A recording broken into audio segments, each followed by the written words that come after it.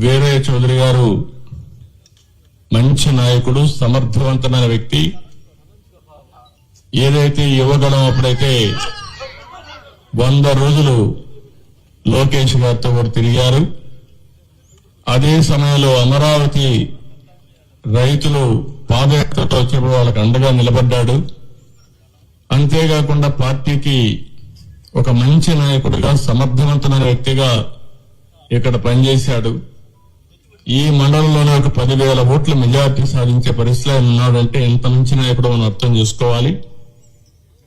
ఆయన ఎన్నికలప్పుడు నేను ఇక్కడ చూడడమే కాకుండా చీరాల కూడా చూసుకోమంటే ఇక్కడ చీరాల 2 సమర్థవంతంగా చేసి 2 గెలిపించే పరిస్థితికి వచ్చారు. అలాంటి మంచి నాయకుడిని రోజు కోల్పోవడం చాలా బాధేస్తుంది.